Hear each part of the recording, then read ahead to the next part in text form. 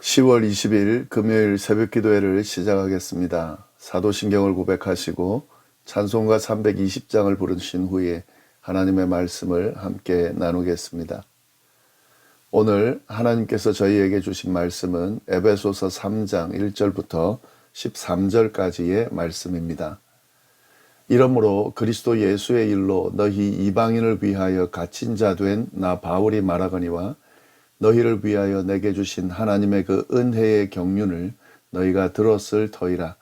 곧 계시로 내게 비밀을 알게 하신 것은 내가 먼저 간단히 기록함과 같으니 그것을 읽으면서 내가 그리스도의 비밀을 깨달은 것을 너희가 알 수 있으리라. 이제 그의 거룩한 사도들과 선지자들에게 성령으로 나타내신 것 같이 다른 세대에서는 사람의 아들들에게 알리지 아니하셨으니 이는 이방인들이 복음으로 말미암아 그리스도 예수 안에서 함께 상속자가 되고 함께 지체가 되고 함께 약속에 참여하는 자가 됨이라. 이 복음을 위하여 그의 능력이 역사하는 대로 내게 주신 하나님의 은혜의 선물을 따라 내가 일꾼이 되었노라. 모든 성도 중에 지극히 작은 자보다 더 작은 나에게 이 은혜를 주신 것은 측량할 수 없는 그리스도의 풍성함을 이방인에게 전하게 하시고 영원전부터 만물을 창조하신 하나님 속에 감추어졌던 비밀의 경륜이 어떠한 것을 드러내게 하려 하심이라. 이는 이제 교회로 말미암아 하늘에 있는 통치자들과 권세들에게 하나님의 각종 지혜를 알게 하려 하심이니 곧 영원부터 우리 주 그리스도 예수 안에서 예정하신 뜻대로 하신 것이라. 우리가 그 안에서 그를 믿음으로 말미암아 담대함과 확신을 가지고 하나님께 나아감을 얻었느니라. 그러므로 너희에게 구하노니 너희를 위한 나의 여러 환대에 대하여 낙심하지 말라. 이는 너희의 영광이니라. 아멘. 오늘 저희가 볼 말씀 에베소서 3장인데요. 이 앞서 2장에서 어떤 내용이 있었냐면 바울은 이방인과 유대인이 그리스도 안에서 한 백성이 되었다는 사실을 강조했습니다. 그러니 과거에 이방인이었다 하더라도 지금 그리스도인이 되었다면 하나님의 백성인 것이고 따라서 에베소 성도들은 하나님의 백성으로서의 삶을 살아야 한다라는 사실을 바울이 이야기를 했습니다. 그리고 이어서 이제 3장의 내용이 나오는데요. 바울은 자신에 대해서 소개를 하면서 예수 그리스도를 통해 주어진 이 복음을 이방인들에게 전하기 위해서 이방인을 위해서 자신이 갇힌 자가 됐다라고 소개를 합니다.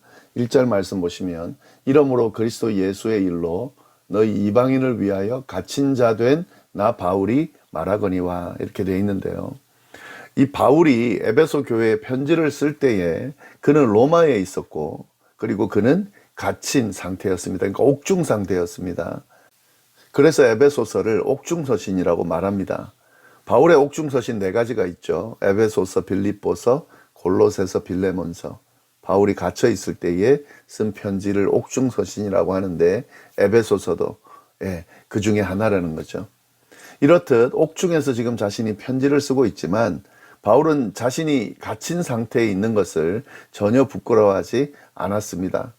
왜냐하면 죄가 있어서 갇힌 것이 아니라 도리어 복음을 전하다가 갇힌 자가 됐기 때문에 그렇습니다.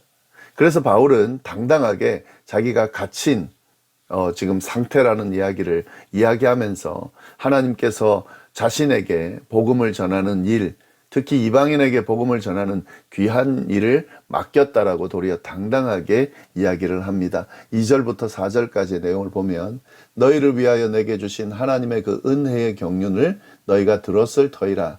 곧 계시로 내게 비밀을 알게 하신 것은 내가 먼저 간단히 기록함과 같으니 그것을 읽으면 내가 그리스도의 비밀을 깨달은 것을 너희가 알 수 있으리라. 바울은 에베소 성도들에게 하나님께서 자신에게 은혜의 경륜을 계시로 주셨는데 그게 그리스도 안에 담긴 비밀이라는 거죠. 근데 그 비밀을 자신이 깨닫게 되었다라는 사실을 이야기합니다. 그리고 이러한 사실, 그러니까 자신이 이 그리스도 안에 담긴 비밀을 깨달았다는 것을 에베소 성도들도 충분히 알고 있을 것이라고 이야기합니다.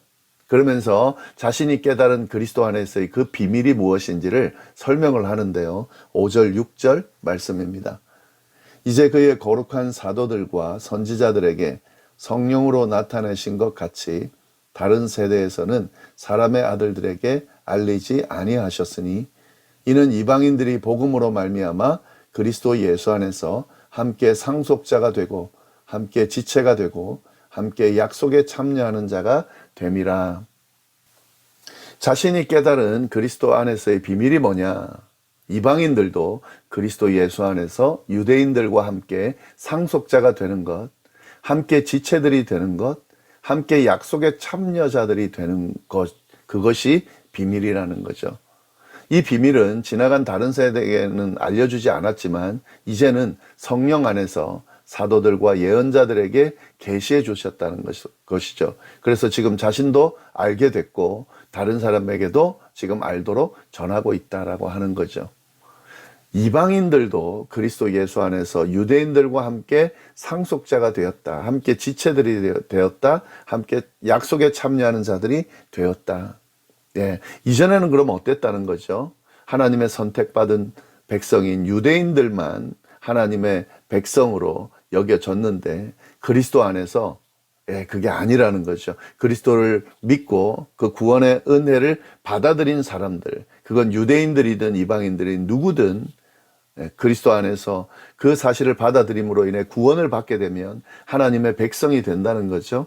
상속자가 되고 지체들이 되고 약속에 참여하는 자들이 될 수 있다라고 하는 사실이죠. 이 비밀이 알려졌다는 거죠. 그래서 자신이 알고 있고 또 다른 사람에게도 지금 알려주고 있다라고 하는 거죠.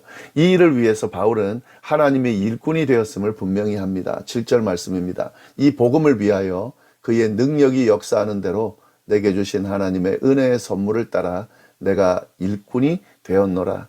바울은 이 복음을 위하여 하나님의 일꾼이 되었는데 이는 하나님의 능력의 역사하심으로 인해서 자기에게 주신 하나님의 은혜의 선물을 따라 된 것이다 라는 사실을 분명하게 고백하고 있습니다.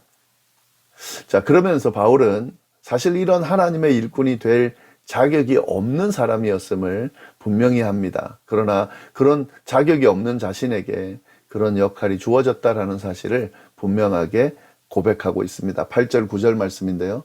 모든 성도 중에 지극히 작은 자보다 더 작은 나에게 이 은혜를 주신 것은 측량할 수 없는 그리스도의 풍성함을 이방인에게 전하게 하시고 영원 전부터 만물을 창조하신 하나님 속에 감추어졌던 비밀의 경륜이 어떠한 것을 드러내게 하려 하십니다.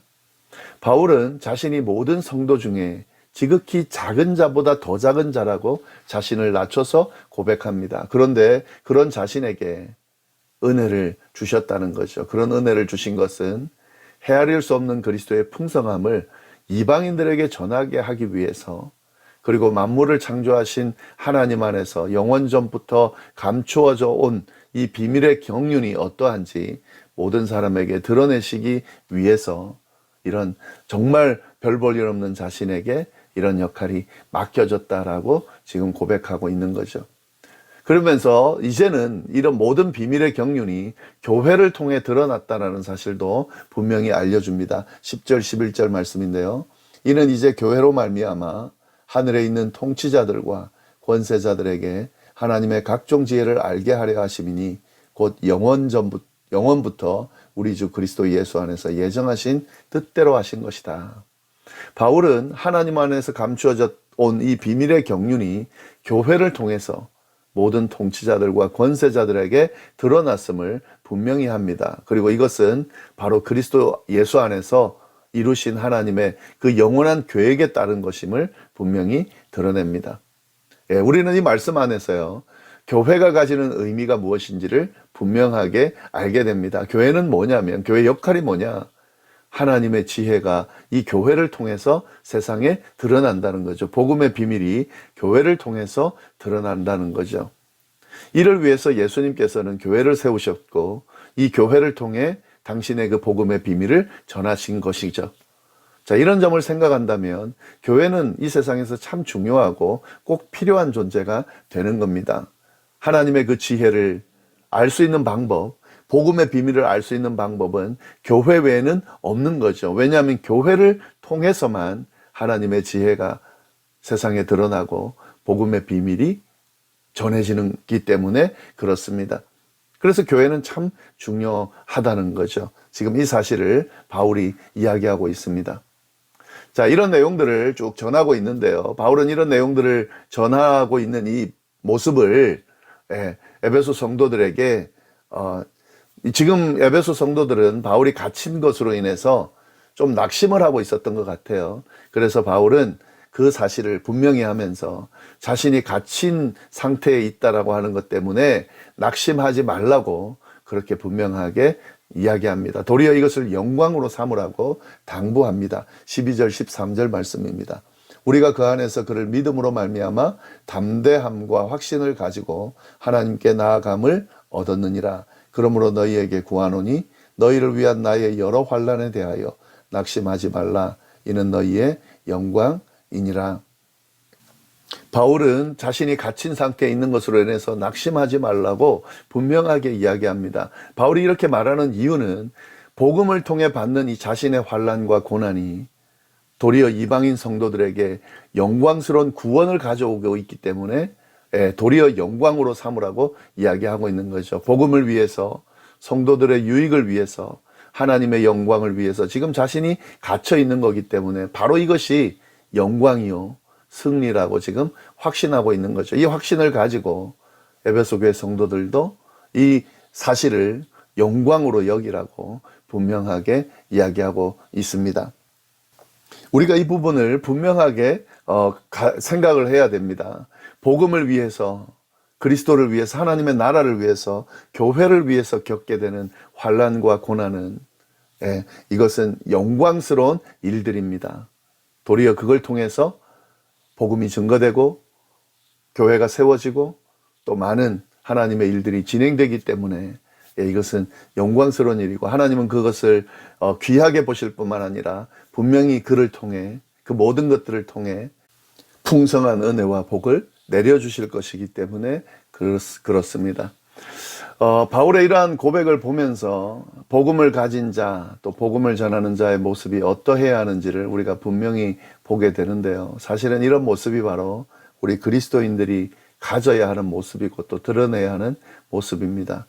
이 말씀 또 이 바울의 고백에 담겨 있는 이 내용들 보면서 나의 모습은 어떠하고 나는 그런 복음을 가진 자, 복음을 전하는 자의 모습에 합당한 삶을 살아가고 있는지 좀 돌아보는 시간, 그리고 바로 세우는 그런 시간이 되기를 바랍니다. 기도하겠습니다. 하나님 아버지 감사합니다. 귀한 말씀으로 또 하루를 시작합니다. 특별히 바울을 통해서 복음을 가진 자, 복음을 전하는 자의 모습이 어떠해야 되는지 도전해 주셔서 감사합니다.